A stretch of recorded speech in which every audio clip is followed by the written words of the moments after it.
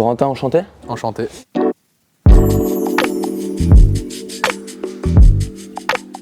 On va discuter un peu de toi, ta carrière, etc. dans le cadre de ton introduction sur Genesis. Est-ce que du coup, pour commencer, comme on est une plateforme multisport, tu peux te présenter ton sport, ton âge, etc. Moi, c'est Corentin Moutet, j'ai 25 ans, je suis un joueur français et je suis actuellement 70e mondial, si je dis pas de bêtises. Meilleur classement? 51. Et donc du coup, revenons un peu à tes débuts, qu'est-ce qui t'a attiré vers le tennis? Comment t'as commencé et comment après t'as su que t'allais en faire ta vie et que tu voulais être pro, quoi, tu vois? En fait, ça s'est fait naturellement au début, j'ai envie de dire. J'ai commencé comme plein d'enfants qui ont une passion. En vrai, moi, c'était le tennis, apprendre des cours de tennis avec des amis, des cours collectifs, mais assez tôt.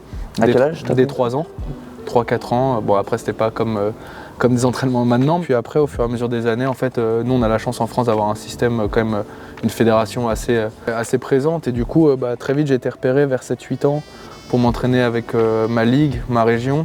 Et puis petit à petit, en fait, à chaque fois, ça a suivi. Je suis allé au Pôle France, je suis parti en internat à 12 ans. Et en fait, ça s'est fait un peu naturellement.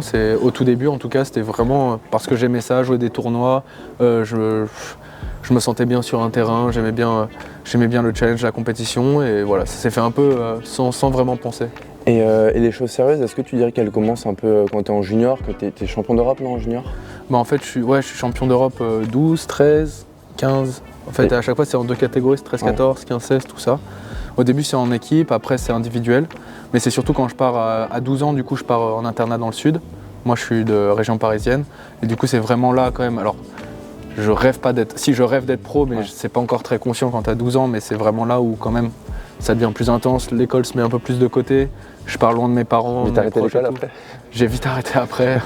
Je le conseille pas, mais c'était mon cas. Et puis, donc, ouais, quand tu t'éloignes de tes parents, ta famille, tout ça, pour ton tennis, c'est là où tu prends vraiment une décision, que ça devient vraiment important. Et du coup, tu disais, tu as fait des sacrifices du coup assez jeune. Après, continuer la carrière de joueur, c'est quand même pas mal de sacrifices au quotidien. Et justement, je voulais qu'on parle un peu d'une saison, tu vois, sur le circuit. Quels sacrifices ça comporte en termes de budget, comment tu t'accompagnes, etc. Tu vois. Après, là, pour le coup, le tennis, c'est très spécial parce que c'est propre à chacun en termes d'investissement, parce que on est notre propre patron, on paye, tous les frais sont à nos charges, donc on décide de qui on s'entoure, si on veut un entraîneur, si on n'en veut pas, si on veut un kiné, un entraîneur physique. Donc c'est vraiment propre à chacun. Puis voilà, moi je décide de vraiment beaucoup investir l'argent que je gagne dans mon équipe parce que je pense que c'est important. Pour être performant, il faut être entouré des meilleurs. Donc je voyage avec un kiné, un entraîneur de tennis et dès que je peux un entraîneur physique. Et donc voilà, l'équipe elle est plutôt complète. Et tu dirais du coup une saison, donc avec staff, tous les voyages que tu payes du coup à tes équipes et tout, tu sais combien à peu près en budget une saison Je vais donner une fourchette parce que j'ai pas le chiffre précis, j'ai pas envie de dire de bêtises, mais me concernant, comme je disais, vu que j'investis beaucoup, ouais, toi. Je dirais 200, 250 000 euros, 300, je sais pas, c'est une grosse fourchette, mais ça varie vraiment des semaines que je fais avec mes entraîneurs et tout. Et justement, donc sur les semaines que tu fais en tournoi, tu vas peut-être me dire à peu près sans blessure, on va dire combien tu fais de semaines de tournoi dans l'année, mais comment tu programmes, comment tu fais tes choix entre les surfaces, les continents, les pays, parce que peut-être aussi tu veux éviter de faire trop d'avions, je sais pas, comment tu programmes tes tournois? Déjà moi j'essaie de jouer un maximum dehors. Je sais que ça a une énorme importance dans le calendrier parce que souvent il y a plus de terrains d'entraînement. Du coup, quand on perd dans les tournois, on a plus la possibilité de s'entraîner. C'est intéressant, ça. Moi, ça c'est important pour moi. Puis même, j'aime bien être au soleil, être dehors. Je trouve que même pour les blessures, c'est mieux. Le corps, il est toujours chaud. Donc voilà, c'est une part dans le calendrier. Après, ce qui est compliqué à mon classement, c'est qu'on est qualification dans certains tournois, tableau dans d'autres. Donc c'est dur de savoir quelle catégorie, on ne sait pas à l'avance. Puis le classement, il évolue, il redescend, il remonte. Donc voilà, l'objectif c'est de monter vraiment au classement pour, dès le début d'année, connaître ma programmation. Ouais, aujourd'hui, en gros, toi, ce qui te freine pour pas la connaître trop avant, c'est le classement. Demain, t'es top 30, tu sais à quel tournoi, limite, tu fais. Dès décembre, tu sais tous les tournois que tu vas jouer dans l'année. Donc ça, c'est vraiment un luxe parce qu'en termes de planification, de semaines de repos, d'entraînement et de tournois, c'est beaucoup plus clair. Ok. Et après, sur la partie budget, j'imagine, donc tu le finances via tes gains en tournoi, naturellement, mais ça, c'est un peu irrégulier selon tes résultats. Enfin, les sponsors, donc, ils jouent un rôle important. Comment tu choisis un peu tes partenariats? Est-ce que quand même tu essaies de matcher avec les mecs, avoir des valeurs sur ça, tu vois? C'est comment? Ouais, pour moi c'est hyper important. Déjà de la valeur de la marque ou du sponsor, peu importe. C'est hyper important pour moi. Ce qui est hyper important aussi, c'est d'avoir une implication, que ce soit pas juste une relation marque-joueur où il y en a qui donnent des ordres, qui payent et puis ça s'arrête là. Moi, j'aime bien être impliqué à chaque fois dans les partenariats avec qui je collabore. Donc non, moi c'est vraiment important. Puis évidemment, tu as le côté budget qui est important parce que pour financer la saison, les frais, il y a le prize money, mais ouais, c'est important. De toute façon, vu que tout est à nos frais, on a besoin de trésorerie. Et pour finir sur la partie un peu carrière d'un joueur de tennis, l'organisation, quel conseil tu donnerais à un jeune là, tu vois, qui est pas mauvais, qui veut être pro? Que ce soit un conseil structurel, un conseil, tu vois, un petit. En fait, il y a plusieurs profils. Moi, comme je disais, j'ai été assez bon, jeune et encadré, j'ai eu cette chance-là.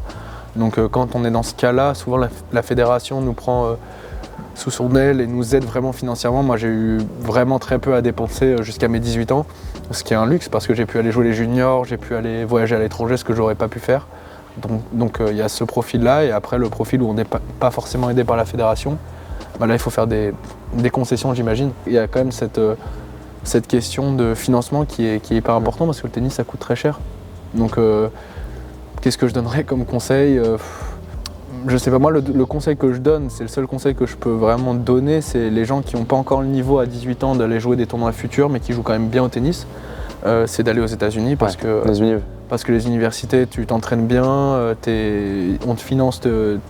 Au-delà du côté scolaire qui est quand même aussi important, ça donne un bagage scolaire au cas où tu n'y arrives pas dans le tennis, mais on te finance tes entraînements, tu as une bonne structure, et puis tu ressors de là, tu es encore jeune pour être performant. Puis pour le coup, on en voit quand même pas mal dans le top 100, j'ai plus le chiffre exact, mais il y en a peut-être quand même 15-20 quasiment qui sont passés par les US. Non mais c'est ça, pour moi c'est vraiment c'est le seul conseil que je peux donner aux gens de 18 ans, par là qui n'ont pas encore le niveau, c'est pas grave, allez aux États-Unis, et si vous avez envie d'être fort, c'est toujours possible, c'est pas d'aller aux États-Unis qui vous c'est pas une pré-retraite quoi. Non, pas du tout. Ouais.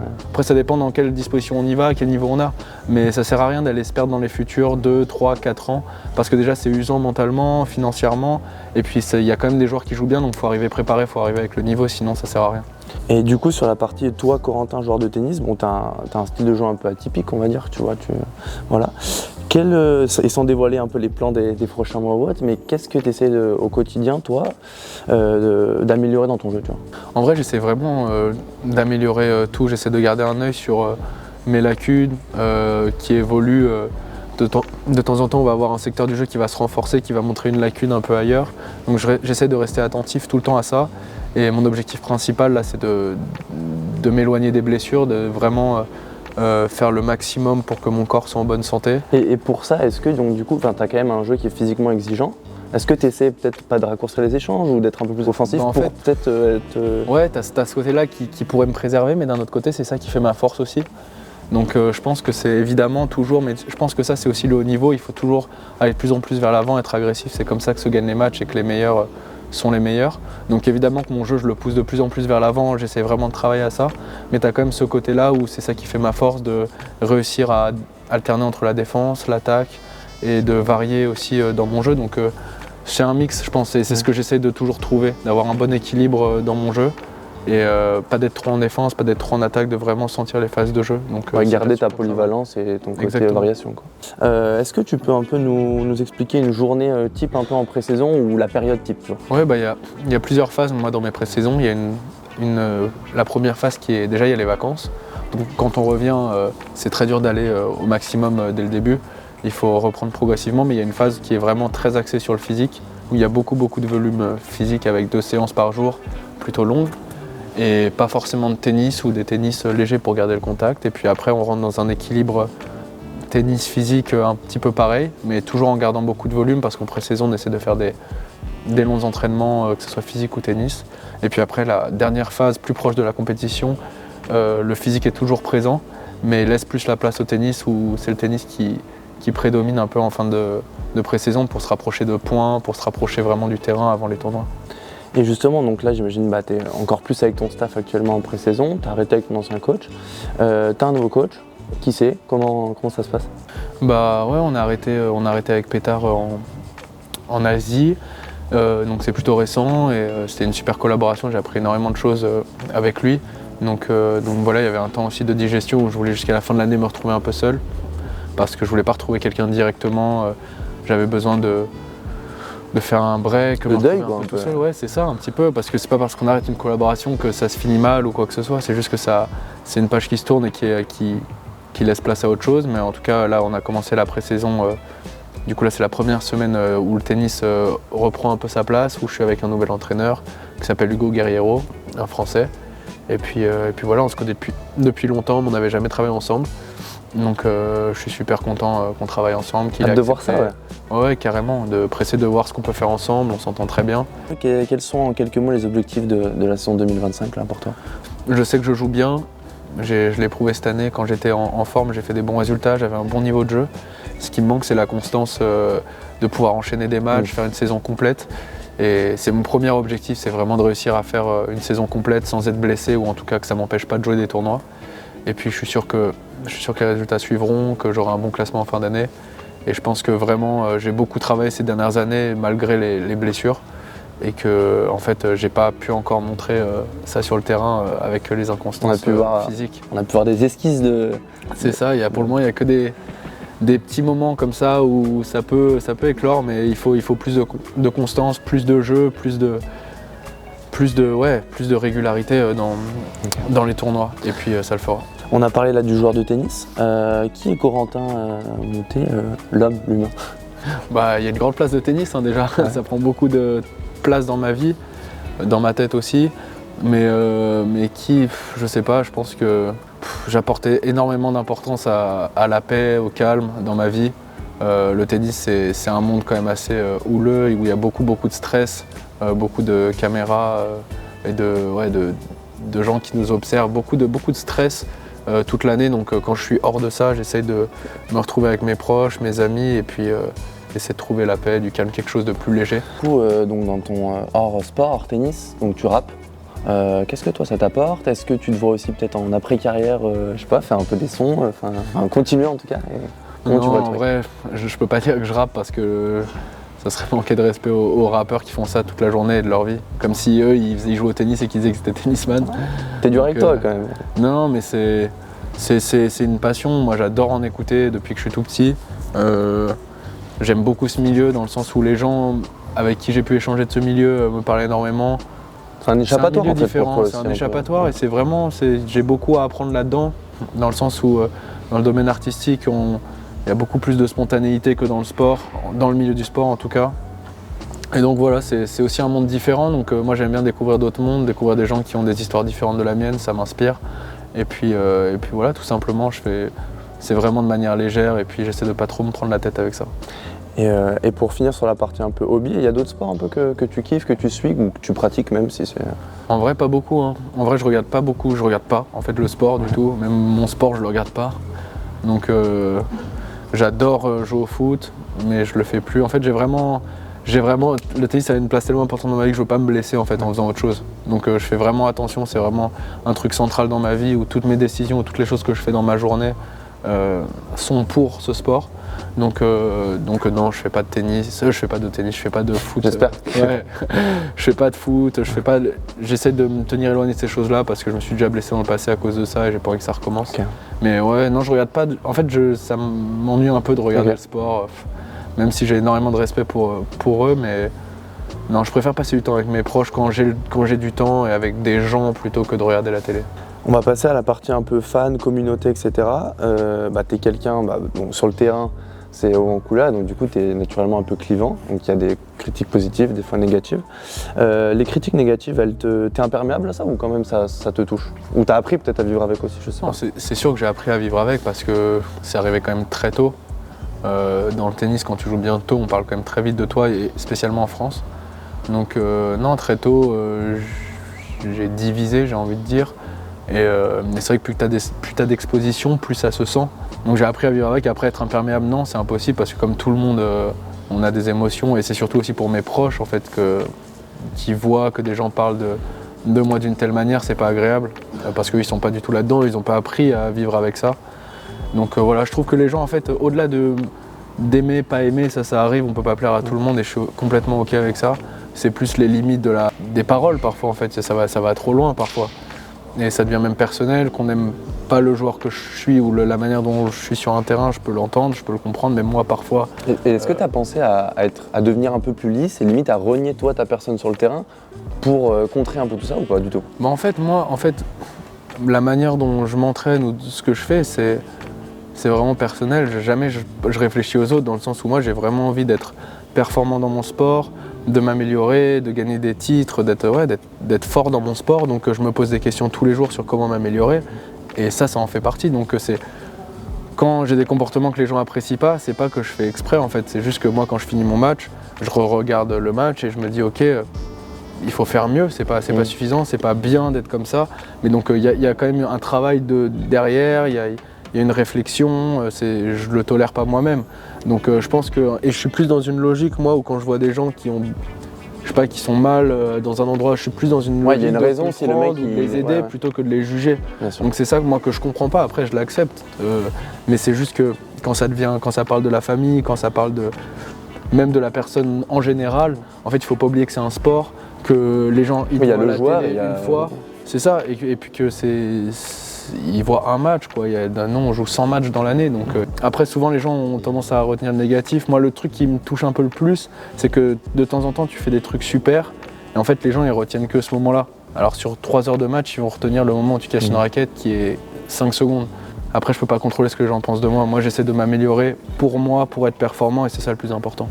Et quand tu dis faire des trucs super, et du coup je passe sur la partie un peu positive, tu vois, où on a eu un Roland Garros, où bon, tu as été programmé sur le Simone plusieurs fois, c'était monstrueux l'atmosphère et tout. Donc j'imagine que ça t'a touché et que c'était galvanisant, tu vois. Ouais. Mais est-ce que vraiment le parallèle entre un Simone Mathieu à Roland et un Challenger ou un pauvre 250 où il n'y a pas grand monde, toi sur le terrain en tant que joueur en performance, comment tu vois la différence est folle ou pas? Ou t'arrives quand même à te motiver quoi qu'il arrive? Non, j'arrive à me motiver parce que je suis ambitieux et que j'ai envie de bien faire, mais c'est vrai que quand je suis sur un cours comme le Simone Mathieu ou à Roland Garros dans un grand chelem, en fait il y a tellement de gens, tu as une sorte de force du fait qu'il y a beaucoup plus de personnes. Donc sur Jarry, tu volais sur le terrain par exemple. Ouais, mais l'énergie elle est bien plus importante parce que tu as tellement de gens, c'est comme quelqu'un qui chante devant une personne ou devant 10 000 personnes, si les 10 000 personnes elles chantent sa musique, en fait il y a une sorte de force, une union en fait qui fait que c'est beaucoup plus fort. Et c'est pour ça aussi que je trouve que dans le négatif qu'il peut y avoir, en fait c'est tellement plus riche de vivre des moments comme à Roland Garros où tout le monde partage et tout, moi je peux leur donner, eux aussi ils acceptent de recevoir et en fait on vit tous un moment, moi mais eux aussi on vit un super moment et ça c'est ça qui est intéressant dans le sport et qui fait vivre le sport. Et sur justement donner un peu aux fans, etc., je remets un peu le contexte autour de Genesis qui est une plateforme qui a pour but de rapprocher les fans des athlètes justement et donc d'offrir un peu des expériences money can't buy en gros qu'on ne peut pas acheter. Ouais. Qu'est-ce que toi tu veux proposer, t'aimerais proposer, qu'est-ce que tu trouves cool là-dedans tu vois? Moi ce que je trouve intéressant c'est comme je te disais au tout début, c'est le partage en fait entre les gens. Moi j'ai toujours cherché une manière que les gens ils nous regardent pas juste à la télé et que nous on fait notre sport et puis après quand c'est fini on rentre dans le vestiaire et puis c'est fini, il n'y a plus d'interaction. C'est toujours de trouver, les gens ils nous soutiennent toute l'année, enfin toute notre carrière même, ils donnent énormément à Roland Garros. J'étais fasciné du nombre de gens qui m'ont donné du soutien alors qu'ils ne me connaissent pas.